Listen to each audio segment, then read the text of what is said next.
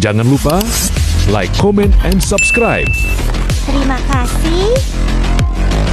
Kisah bermula di kota Solo pada tahun 1980. Pagi itu menjadi hari paling berkesan di terah keluarga Pram dan juga Rina. Janur kuning sudah melengkung di halaman depan rumah disertai rangkaian bunga ucapan selamat yang berderet panjang. Bu Ambar keluar dari kamar setelah berdandan rapi dan siap menyambut tamu. Ia memeriksa semua makanan, dekorasi, dan juga bunga siraman. Di waktu yang sama, Rina masih dirias di dalam kamar untuk menjalani proses siraman. Bu Ambar masuk ke dalam kamar putrinya itu sambil memberikan wejangan. Meski tinggal di Solo, mereka masih menggunakan bahasa ngapak untuk berkomunikasi sehari-hari. Nggak ngerti, Bu. Bapak yang mesti... Ayah Rina sendiri sudah lama meninggal dunia. Bu Ambar berpesan agar Rina menjaga diri supaya tidak ada yang mengganjal di belakang, terutama urusan cinta di masa lalu. Rina menegaskan bahwa ia sudah menyelesaikan semua hubungan dengan mantan masa lalunya, begitu juga dengan calon suaminya, Pram. Terus pun, Bu. Bu Ambar mengecup kening Rina dan mereka pergi untuk menyiapkan acara. Rina duduk di depan cermin sambil menunggu acara dimulai. Tak disangka kaca cermin itu retak dan foto Rina dengan Pram jatuh dengan sendirinya sampai pecah. Tak berselang lama, listrik rumah padam dan suasana berubah menjadi mencekam.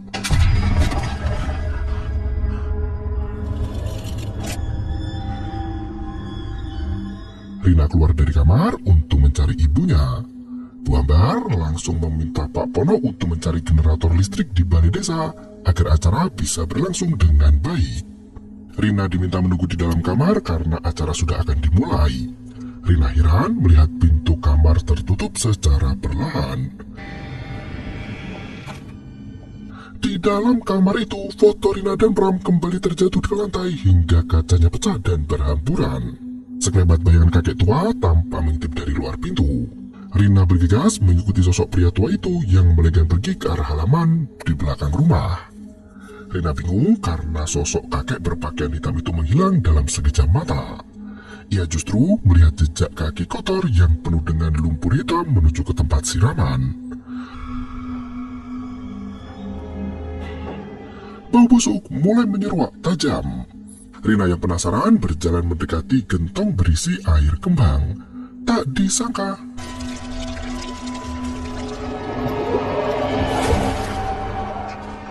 air yang semula bersih berubah menjadi darah hitam yang berbau menyengat. Bahkan bangkai tikus dengan perut terburai muncul di balik gelembung udara yang menyembur ke permukaan. Rina berteriak kencang dan membuat semua orang ikut panik. Bu Ambar turut histeris melihat bangkai tikus di dalam gentong siraman itu. Pak Pono langsung mengambil bangkai itu dan membuangnya. Melihat darah hitam yang berbau menyengat, Pak Pono berkata bahwa semua kejadian itu merupakan satu pertanda buruk. Rina dan Bu Ambar tak bisa menyembunyikan rasa was-was yang muncul di hati mereka berdua. Beberapa bulan setelah menikah, Rina dan Pram pindah ke Wonosobo untuk memulai kehidupan baru sebagai pasangan suami istri yang sah. Rina tambah rindu dengan suasana di kota kelahirannya itu yang sejuk dan asri. Untungnya, Pram mendapat kenaikan jabatan dan ditempatkan di kantor baru di Wonosobo. Mereka juga mendapatkan fasilitas rumah dinas yang terletak tak jauh dari kantor. Pram semakin merasa beruntung menikahi Rina. Selain cantik, wanita itu juga rela meninggalkan karirnya untuk hidup bersamanya menjalani biduk rumah tangga yang penuh berkah. Kamu sudah mau relakan korban. Alhamdulillah, kamu naik jabatan. Di sela perbincangan mesra itu, Rina terdiam sejenak. Ia masih ingat dengan kejadian sebelum siraman di Solo. Berbeda dengan Rina, Pram sama sekali tidak percaya dengan hal mistis, gaib maupun klinik. Bagi Pram, semua hal gaib itu adalah fenomena alam yang belum bisa dijelaskan oleh kemampuan berpikir manusia. Cermin retak, listrik konslet, dan foto yang jatuh hanya bagian dari fenomena alamiah tanpa ada peran gaib di dalamnya. Rina meminta penjelasan Pram tentang air siraman dan bangkai tikus yang ditemukan di dalam gentong. Pram berkata jika Ibu Ambar memang sedang cekcok dengan tetangga sebelah. Bu Ambar menduga pelakunya adalah tetangga itu yang tidak suka dengan hajatan besar Rina. Pram meminta Rina untuk lebih tenang dan melupakan kejadian itu. Apalagi mereka sudah pindah dari Solo dan semua berjalan dengan baik tanpa ada gangguan. Pram menggoda Rina dan berkata jika ia sudah tidak sabar ingin punya anak dari Rina. Juga. Dua. Oh, yang 11 loh. Selang beberapa jam kemudian mereka sampai juga di rumah dinas. Pak Muri memanggil istrinya untuk menyambut kedatangan tuan rumah baru. Pak, Mas, Bu, piye kabare? Alhamdulillah, apik, Mas. Pripun perjalanannya? Pram mengenalkan Rina pada Budar dan Pak Muri yang mendapat tugas langsung dari kantor untuk membersihkan rumah dinas seminggu sekali. Budar langsung mempersilahkan mereka berdua untuk masuk ke dalam rumah. Ia sudah membersihkan rumah itu sampai kinclong. Umay sampun siap, sampun resik, sampun cuy. Monggo. Pram terenyah melihat jejak kaki berlumpur yang berada di ruang makan. Budar ikut tertegun melihatnya. Ia langsung menegur Pak Muri yang kakinya kotor dan meninggalkan bekas jejak kaki di dalam rumah. Pak Muri justru berkata jika ia sudah mengepel ruang makan dan tidak mungkin ada kotoran. Pram meminta Pak Muri untuk segera membersihkan lumpur hitam itu. Rina teringat dengan kejadian siraman saat ia menemukan jejak kaki berlumpur dengan wujud yang sama.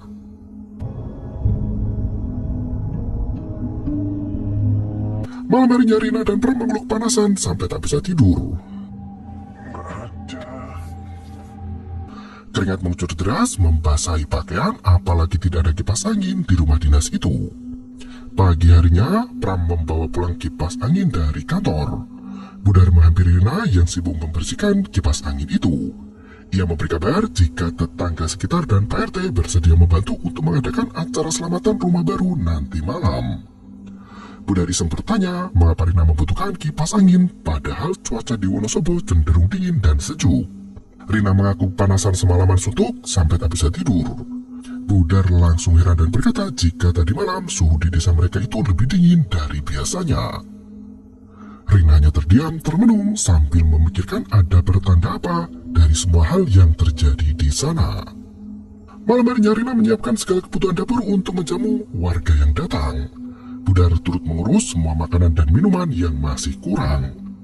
Pram menelpon Rina karena ia masih di kantor dan tidak bisa pulang tepat waktu. Ia berpesan jika Pak Ustadz datang minta dibuatkan wedang jahe sesuai request. Rina menutup telepon itu dan memeriksa ke depan rumah, barangkali Pak Ustadz sudah datang. Tetangga sekitar duduk di teras sambil berbincang. Rina tertegun melihat sosok kakek berpakaian serba hitam yang berdiri di halaman depan. Rina justru menghampiri pria tua itu dan mempersilahkannya masuk ke dalam rumah. Ia berpikir pria itu adalah Pak Ustadz yang dimaksud suaminya. Monggo lenggah, Pak. Ia mempersilahkan kakek itu untuk duduk di ruang tamu sambil menunggu suaminya pulang karena agak terlambat. Rina langsung pergi ke dapur untuk membuatkan wedang jahe meski kakek tua itu tidak bicara sepatah kata pun. Ia sempat menoleh ke ruang tamu di mana kakek tua itu masih duduk dengan tenang di sana. Selesai membuat wedang jahe, Rina terenyah melihat kakek tua itu menghilang dalam sekejap mata. Ia bertanya pada Pak Muri di mana sang ustadz pergi. Pak Muri berkata jika sang ustadz belum datang dan biasanya mengenakan baju serba putih. Tak berselang lama Pram tiba di rumah bersama dengan Pak Ustadz. Pram bertemu Pak Ustadz di jalan dan membersamainya sampai rumah.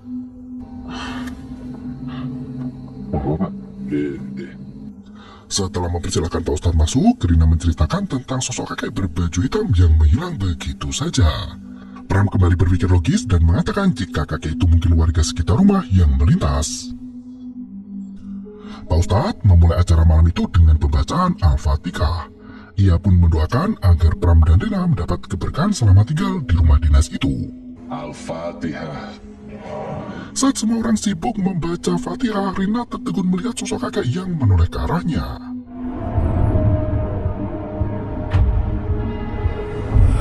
Kakek itu menuju ke arah Rina dengan tatapan yang sangat mengerikan. Rina berteriak ketakutan sambil menyembunyikan wajahnya ke pundak suaminya. Rina menuju keluar jendela sambil berkata jika kakek itu ada di sana. Pram sampai keluar untuk memeriksa sekitar rumah, namun kakek itu tak ada dimanapun juga.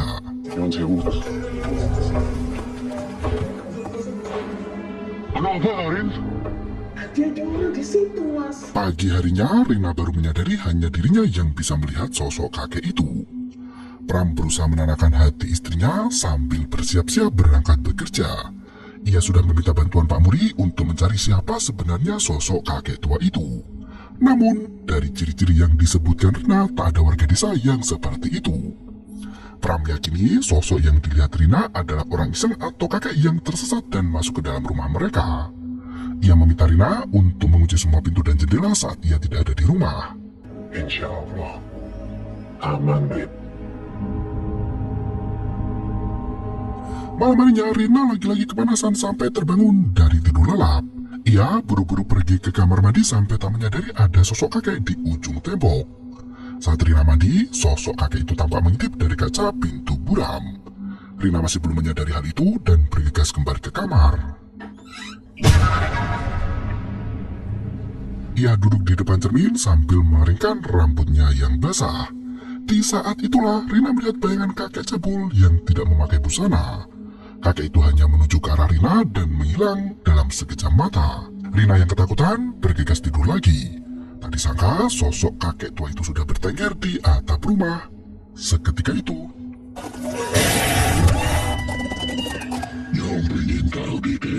kakek tua itu meneteskan air liurnya di wajah Rina. Wanita itu terbangun dari mimpi buruk dan langsung memeluk Pram sambil menangis ketakutan. Kakek apa ya? Budar dan Pak Muri ikut tidur di dalam rumah dinas agar tidak terasa sepi dan menakutkan. Selama 7 minggu, semua berjalan lancar tanpa ada gangguan kakek tua itu lagi. Pagi itu, Rina sudah sibuk di dapur untuk menyiapkan sarapan. Tiba-tiba perutnya terasa mual sampai muntah-muntah. Budar menelpon Pram yang masih sibuk bekerja sebagai manajer di pabrik teh. Ia meminta pria itu untuk segera pulang dan memeriksakan Rina ke rumah sakit. Tak disangka ternyata Rina sedang berbadan 2. Dokter memberi selamat atas kehamilan Rina yang sudah menginjak usia 7 minggu. Kehidupan rumah tangga Pram dan Rina tampak semakin harmonis. Mereka sudah tidak sabar untuk menimang anak pertama yang sejak lama dinantikan. Di suatu malam, Pram harus bekerja lembur di kantor dan meminta Rina untuk bergegas tidur agar tidak menunggunya pulang. Sebelum menutup telepon, Pram mengungkapkan perasaan sayangnya pada istri tercinta. Rina menutup panggilan itu dan meminta Budar untuk membereskan meja makan. Saat hendak kembali ke kamar, jejak manusia berlumpur itu muncul lagi di depan pintu ruang makan. Budar kembali menuduh Pak Muri yang jorok dan tidak mau cuci kaki. Pak Muri menjelaskan bahwa ia sudah cuci kaki sebelum masuk ke dalam rumah. Bahkan ia mandi dulu sepulang dari kebun. Budar langsung membersihkan jejak kaki misterius itu agar Rina bisa istirahat dengan tenang. Belum sempat memejamkan mata, Rina mendengar suara derap langkah kaki dari luar kamarnya. Ia memeriksa keluar, namun tak ada siapapun di sana. Budar, Saat Rina masuk lagi, gagang pintu bergerak cepat seolah ada orang yang hendak menerobos masuk ke dalam kamar. Situasi semakin mencekam begitu lampu di kamar Rina mati sendiri. Naasnya, sosok kakek tua itu muncul tanpa busana. Rina memberanikan diri untuk menoleh ke belakang dan... kakek jahanam itu merupai perut hamil Rina dengan tangan berkuku panjang. Untungnya Rina bisa melawan dan berlari keluar kamar. Ia berteriak memanggil Pak Muri dan Budar dengan kondisi pendarahan hebat. Janin bayi yang ada di dalam perut Rina tergeletak di lantai dan langsung dimakan oleh sosok iblis kakek tua.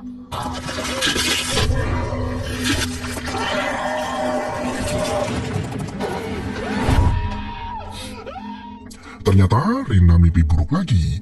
Ia terbangun di tengah malam saat suaminya sudah tiba di rumah. Pram berusaha menenangkan Rina, namun wanita itu merintih kesakitan. Tak disangka kasur Rina sudah dipenuhi darah pertanda keguguran. Pram bergegas membawa istrinya ke rumah sakit dan ternyata benar. Rina mengalami keguguran hingga dirawat beberapa hari di rumah sakit. Rina merasa ada yang salah dengan semua yang terjadi. Selama ini ia tidak pernah kelelahan dan tidak makan sembarangan.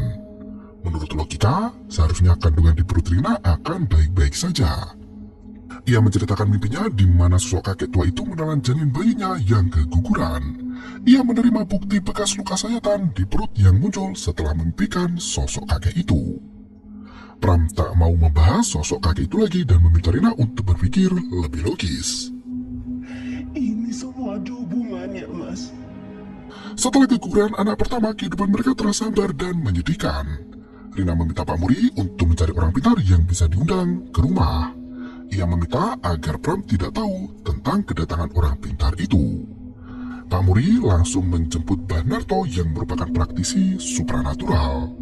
Setibanya di rumah itu, Mbah Narto langsung melakukan penerawangan untuk mencari tahu apa yang sebenarnya terjadi. Sewu nggih, Mbak. Saya harus melihat dengan mata batin saya nggih. Setelah berkomunikasi secara batin, Mbah Narto berkata bahwa Rina terkena kiriman santet. Mbah Narto menegaskan bahwa keguguran yang dialami Rina kemarin tak lain adalah karena santet itu. Saat ini, Mbah Narto masih belum bisa mencabut santet itu karena ia masih harus mencari tahu siapa pengirimnya. Untuk perlindungan sementara, Mbah Narto memberikan beberapa jimat agar Rina tidak diganggu lagi oleh jin kakek tua. Jimat itu harus diletakkan di sudut rumah dan Rina harus memperbanyak ibadah. Ia tak boleh meninggalkan sholat wajib dan harus meminta perlindungan pada Allah. Beberapa bulan setelahnya, Pak Muri membersihkan tanaman di teras rumah. Pram melihat jimat itu ada di tanaman hias yang dipindahkan oleh Pak Muri. Bram bertanya pada Pak Muri terkait jimat itu, namun Pak Muri hanya berkata jika dirinya tidak tahu. Rina mengaku jika jimat itu diperoleh dari orang pintar. Pram sangat marah dan tidak suka dengan benda berbau syirik. Ia langsung membuang jimat itu dan berkata bahwa hal gaib itu tidak pernah ada. Aku nggak mau, Rin. Ada barang-barang seperti ini di rumah kita. Malam harinya setelah semua jimat itu dibuang, listrik kembali padam disertai angin kencang. Pram bergegas menutup jendela tanpa menyadari ada jejak kaki berlumpur di bawah jendela.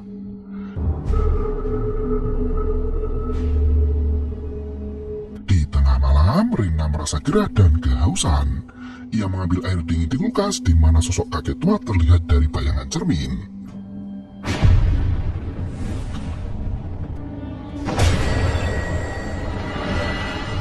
Rina panik bukan kepalang dan bergegas kembali ke kamar.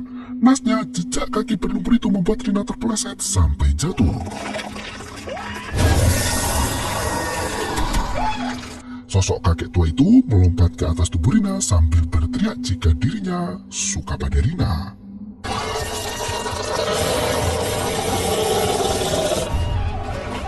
Budar dan Pak Muri terkejut mendengar teriakan Rina. Wanita itu sampai meloncat ke atas kasur untuk membangunkan Pram yang sudah tertidur dengan tenang. Rina membawa Pram ke ruang makan dan...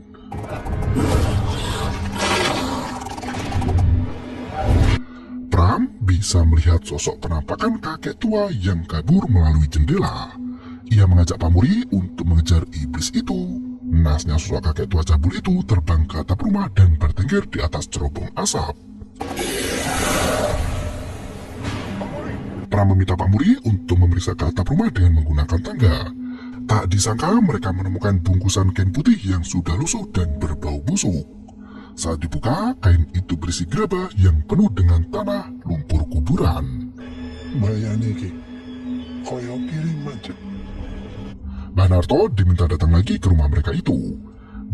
Mbah Narto berkata bahwa isi bulsir itu tidak hanya tanah kuburan, namun dicampur dengan darah hitam tikus. Santet yang menggunakan darah hitam itu biasa disebut sebagai santet geteh ireng. Santet geteh ireng. Mbah Narto menjelaskan bahwa santet itu menyasar sebuah keluarga hingga ke anak turun mereka. Selama santet itu belum dihilangkan, maka Rina akan selalu keguguran. Mbah Narto menegaskan bahwa santet itu biasanya dikirim oleh orang yang sangat sakit hati dengan kebahagiaan mereka berdua. Cara mencabut santet itu adalah dengan menemukan benda yang menjadi pusat kekuatan santet. Benda itu tak lain mirip seperti bul yang dikirim ke Rina dan berada di rumah si pengirim santet itu sendiri. Mbah Narto mencoba bertanya apakah ada orang yang tidak suka atau sakit hati kepada Rina. Wanita itu mencoba mengingat kejadian masa lalu di mana ia pernah menjalin hubungan serius dengan pria lain sebelum Pram. Pria itu bernama Yudi yang tinggal di Selawi. Ia yakin Yudi adalah pengirim santet itu karena setelah putus Yudi masih sering menghubungi Rina. Bahkan Yudi sempat tak terima dengan kandasnya hubungan itu. Rina sampai pindah ke Solo agar tidak diganggu oleh si Yudi lagi. Pram meminta Rina untuk mencari keberadaan Yudi saat ini. Ia mendukung penuh istrinya itu agar segera lepas dari jeratan santet getih ireng. Rina langsung menghubungi teman lamanya di kantor untuk meminta alamat rumah Yudi. Setelah menghubungi teman-temannya, Rina mendapat kabar bahwa Yudi sempat ditangkap polisi dan dipenjara selama 6 bulan. Kabar terakhir, Yudi mencoba melakukan tindak kriminal di Jakarta dan sudah kembali ke kampung halamannya di Selawi. Pram mencoba mencari tahu alamat rumah Yudi dengan mendatangi di kantor polisi Jakarta.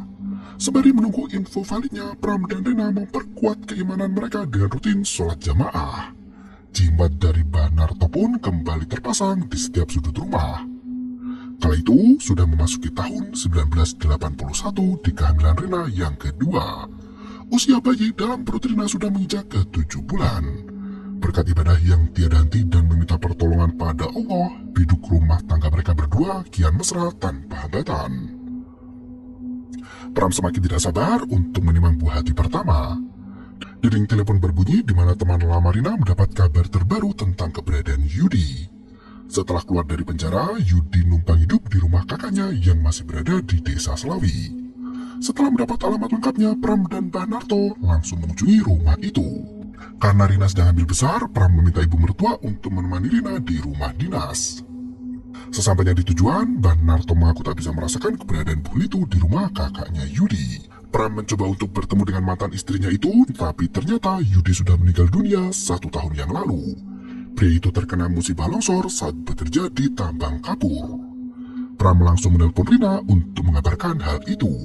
Banarto menegaskan jika pengirim santet sudah mati maka kutukan harusnya sudah berhenti dan dibatalkan. Banarto meyakini pengirim santet itu bukan Yudi karena Rina masih terkena kutukan getih ireng. Pram meminta Rina untuk memikirkan orang lain yang diduga sebagai pengirim santet. Malam harinya Rina masih menunggu sang suami yang belum pulang juga. Bu Ambar meminta putrinya untuk tidur karena waktu sudah larut malam. Ia akan membangunkan Rina saat Pram tiba di rumah nanti. Ketika hendak berdiri, kaki Rina terasa kram dan pegal. Ia meminta dibuatkan air hangat untuk rendam kaki.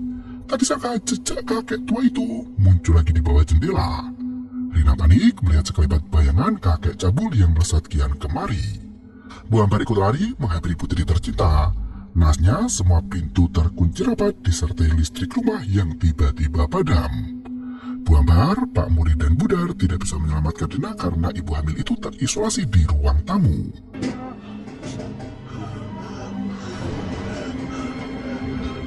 Budar berusaha memanggil Rina dari luar jendela, namun wanita itu tidak bisa melihat siapapun selain sosok kakek cabul. Kakek itu berkata bahwa janin bayi di perut Rina akan menjadi santapan lezatnya seperti anak yang pertama. Pram baru tiba di rumah dan langsung membuka pintu depan. Banarto membacakan doa untuk mengusir makhluk gaib itu. Sosok kakek itu melepaskan Rina setelah kepanasan karena dibacakan doa.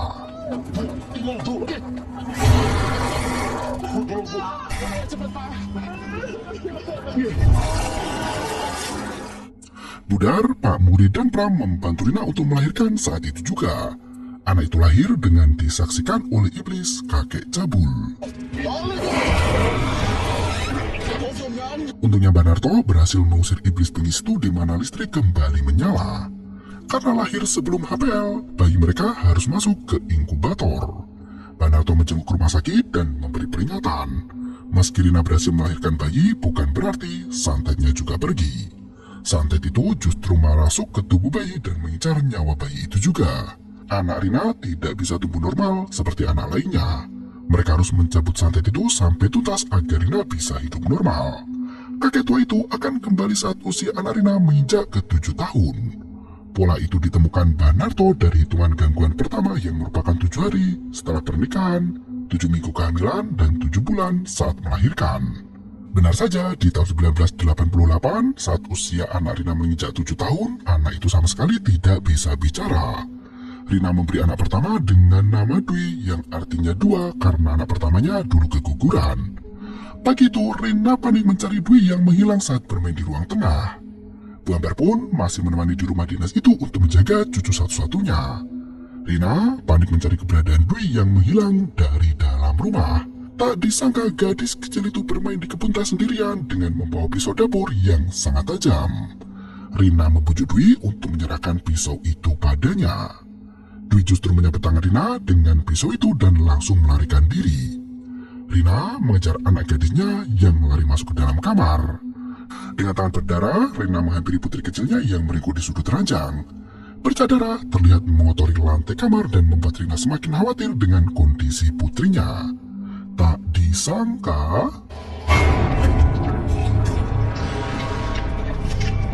Dwi sibuk menelan daging mentah yang masih mengeluarkan darah. Rina sampai tak bisa berkata-kata dan menangis di hadapan putri tercinta. Ia langsung memandikan gadis itu dan mengganti spray kasur. Malam harinya, Dwi sudah tidur dengan lelap. Tubuh gadis itu dipenuhi dengan luka dan gudikan. Rina semakin merana melihat kondisi putri satu-satunya. Ia sudah tak kuat lagi dan mengutarakan seluruh isi hatinya pada suaminya.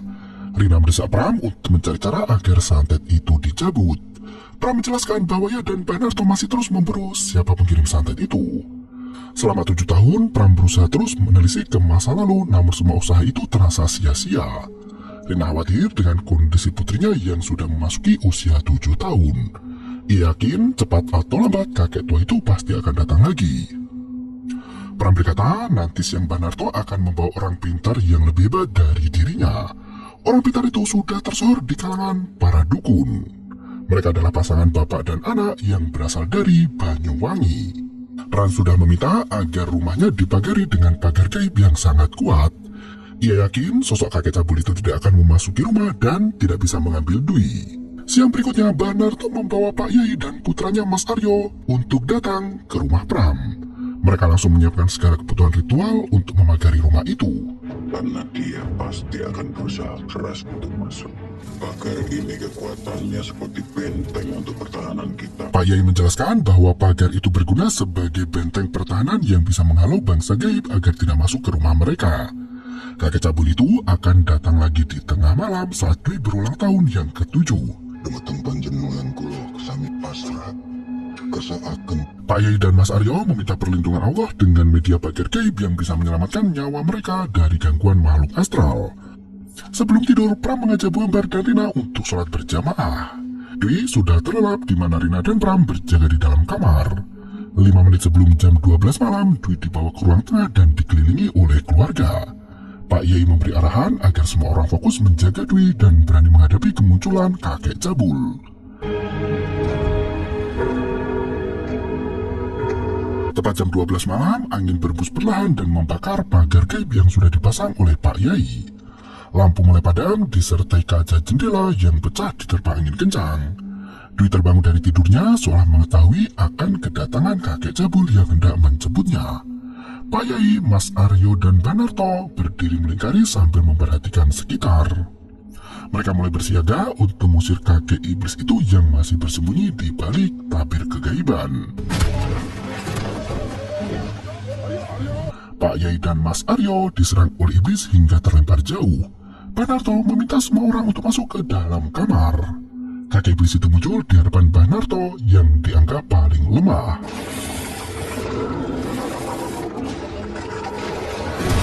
Ia menarik isi perut Banarto dari mulutnya hingga mati seketika.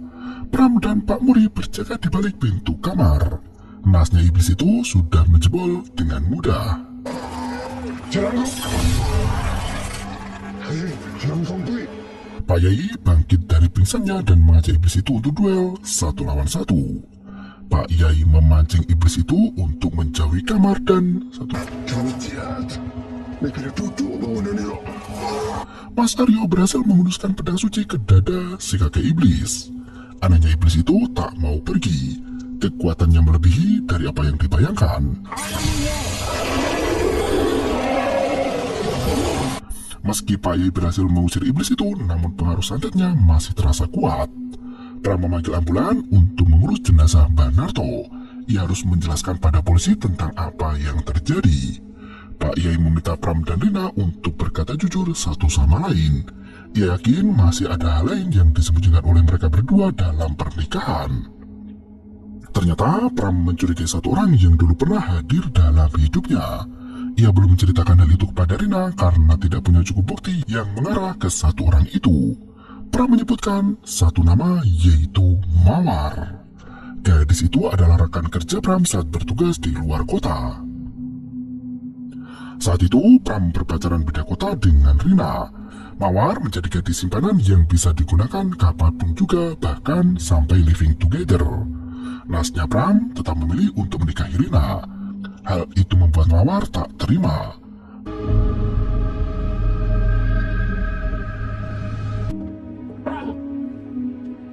Mawar mengucapkan sumpah serapahnya tepat di saat Pram meninggalkan dirinya. Pram menyembunyikan hal itu dari Rina karena sudah pasti akan menyakiti hatinya. Rina hanya bisa menangis mendengar semua kenyataan pahit itu. Ia tak menyangka suami yang dikira baik ternyata pernah berselingkuh saat masih berpacaran dulu. Pram berusaha meyakinkan Rina bahwa ia tidak akan mengulang kesalahan itu lagi. Mereka memulai ritual untuk mencabut santet itu. Pak Yai menggunakan bandul suci untuk mencari keberadaan Mawar. Tempat itu menunjukkan sebuah daerah antara Wonosobo dan Magelang. Pram bergegas pergi bersama Pak Yai, sementara Mas Aryo menyiapkan ritual di rumah Rina. Sesampainya di rumah Mawar, Pak Yai menggunakan kekuatan batin untuk mencari keberadaan buhul sihir itu. Pram harus menggali tanah di samping rumah sementara Pak Yai hendak mengambil perlengkapan di dalam mobil. Pak Yai dipukul dari belakang sampai pingsan sementara Pram terus menggali. Ternyata Mawar sudah mengendus kedatangan mereka berdua dan memukuli Pram sampai pingsan. Saat tersadar, Pram dan Pak Yai sudah diikat dengan mulut terbungkam. Mawar mengakui kehebatan Pak Yai yang bisa menembus sihirnya hingga menemukan tempat persembunyian itu. Mawar masih tak terima karena dicampakkan begitu saja. Ia mengaku puas bisa melihat Pram dan Rina sengsara selama 7 tahun berturut-turut. Mawar mengambil pisau untuk menghabisi nyawa Pak Yai dulu. Pram langsung menyerang gadis itu hingga Mawar terbentur meja sampai pingsan. Dengan menggunakan pisau, Pram berhasil melepaskan ikatan di tangannya dan tangan Pak Yai. Kondisi Pak Yai saat itu mengalami pendarahan hebat di bagian kepala. Ia berpesan agar Pram menggali buhul itu dengan segera. Pram mengikat tangan Mawar dan bergegas menggali buhul. Setelah mendapatkan buhul itu, Pram kembali ke Pak Yai untuk melakukan ritual selanjutnya. Nahasnya, Pak Yai sudah tidak bernyawa. Ini buhulnya, Pak. Pram menelpon Rina untuk berbicara dengan Aryo. Ia mengabarkan jika Pak Yai sudah meninggal dunia. Mas Aryo meminta Pram untuk segera pulang dengan membawa buhul itu agar mereka bisa melanjutkan ritual. Pram membawa jasad Pak Yai dan melenggang pulang segera. Sementara itu, Bu Ambar dan Rina masih menjaga Dwi yang tidur seharian di dalam kamar. Mas Aryo menyiapkan segala kebutuhan ritual hingga listrik kembali padam dan Dwi bangkit dari tidurnya. Aryo bersiap dengan keris pusaka untuk melawan sosok kakek iblis. Tiba-tiba, tubuh Aryo justru terpental sangat jauh saat ia hendak menusuk kakek tua itu dengan keris. Iblis tua itu mencabut keris dari telapak tangannya sendiri dan menggunakan keris itu sebagai senjata. Mas Aryo ditusuk menggunakan keris itu sampai menembus ke tulang belakang.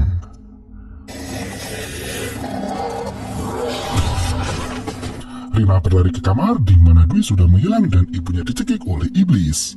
Rina panik bukan main dan bertanya pada sang ibu di mana Dwi berada. Untungnya ibu berhasil melepaskan diri dan berkata jika Dwi sudah dibawa oleh sosok kakek cabul. Rina langsung merebut Dwi dari tangan iblis, namun kakek itu tidak mau melepaskan Dwi. Demi menyelamatkan putri tercinta, Rina rela menyerahkan diri kepada iblis. Ia berpamitan pada Dwi dan berjalan mendekati kakek cabul itu.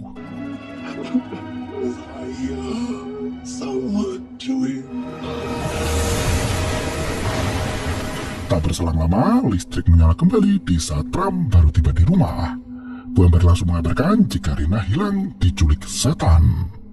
Bu Ambar menemukan Rina terbaring lemah di halaman depan rumah. Bahkan ia menyalahkan Pram atas semua yang terjadi. Pram tak punya pilihan lain selain pergi ke rumah Mawar lagi. Ia memohon pada gadis itu untuk mencabut santet di tubuh Rina. Lepaskan kutukannya, Dwi, dan kembalikan Rina. Mawar justru membawa parang untuk mengejar pria itu. Pram berusaha menghindar tanpa melawan. Mawar semakin membabi buta hingga melukai tubuh pria itu. Pisau menancap di pipi Pram dan dicabut secara perlahan. Pram mulai bersikap tegas dan mencekik leher Mawar dari belakang. Mawar tak terima dan menempelkan wajah Pram di atas kompor yang menyala. Mereka bertarung sampai ke halaman depan rumah. Pram tak sengaja menyabet tangan Mawar sampai putus. Mawar menggunakan tangan sebelahnya untuk memberi pembalasan. Bahkan dengan mudah Pram memotong tangan Mawar satu-satunya. Wanita laknat itu masih bisa melawan dengan gigi. Pram terpaksa menusuk perut Mawar agar lebih cepat meninggal. Mawar masih memel dan melaknat Rina dengan sumpah serapannya. Tak tahan dengan omongan menyakitkan yang keluar dari mulut Mawar, Pram langsung menebas leher Mawar sampai putus. Setelah Mawar mati, Pram jadi histeris penuh penyesalan. Ia memilih untuk mengakhiri hidup karena Rina juga sudah mati. Bu Ambar menghampiri Dwi di dalam kamar di mana anak kecil itu mulai sembuh dari berbagai penyakit. Bahkan Dwi bisa bicara seperti anak normal lainnya. Untungnya Dwi masih punya nenek yang merawat hingga dewasa dengan sepenuh hati. Di tahun 2003, Dwi kuliah kedokteran di Yogyakarta. Di saat wisuda, Dwi menjadi mahasiswa dengan IP tertinggi. Ia memberi pidato mengharukan di mana Dwi tumbuh sebagai anak yatim piatu. Meski demikian, ia tidak pernah patah arang. Dwi masih ingat doa dan harapan dari orang tuanya dulu yang mengharapkan Dwi untuk bermanfaat bagi banyak orang. Ia mempersembahkan kelulusan untuk sang nenek dan kedua orang tuanya di surga. Seluruh wisudawan sampai menangis haru dan film pun berakhir.